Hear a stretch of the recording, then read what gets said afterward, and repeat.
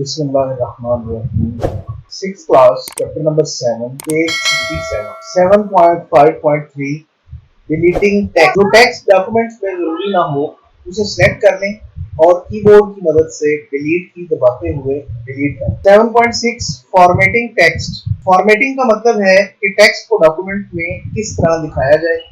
किसी भी टेक्स्ट को सेलेक्ट करके उसका फ़ॉन्ट स्टाइल तब्दील किया जा सकता है, फ़ॉन्ट साइज बड़ा छोटा किया जा सकता है, फ़ॉन्ट कलर तब्दील किया जा सकता है। ये तमाम काम जो है वो फॉर्मेटिंग टेक्स्ट कहलाते हैं। टेक्स्ट अलाइनमेंट, टेक्स्ट को अलाइन किया जा सकता है लेफ्ट, राइट या सेंटर, और इसके साथ हम इसको फुली जस्टिफाइड भी कर सकते हैं, जो कि टेक्स्ट मुकम्मल लाइन पर एडजस्ट होकर नजर आए। टेक्स्ट को अलाइन करने के लिए अलाइनमेंट ऑप्शंस की मदद से अलाइन किया जा सकता है, जिसे हम पैराग्राफ ग्रुप में देख सकते हैं, जो कि होम टैब के अंदर मौजूद होता है। अब हम कुछ शॉर्टकट कीज देख लेते हैं। फर्स्ट हमारे पास है डिलीट सिंगल वर्ड। अगर एक लफ्ज को हमने डिलीट करना हो तो उसको सिलेक्ट करें और कीबोर्ड से डिलीट का बटन दबाएं। डिलीट ऑल, डॉक्यूमेंट में मौजूद तमाम टेक्स्ट को डिलीट करने के लिए पहले Ctrl+A करें। इससे आपका सारा डॉक्यूमेंट का डाटा सिलेक्ट हो जाएगा और फिर डिलीट की प्रेस करते हैं, डॉक्यूमेंट में मौजूद तमाम डाटा डिलीट हो जाएगा। Increase font size, font size को बड़ा करने के लिए Ctrl+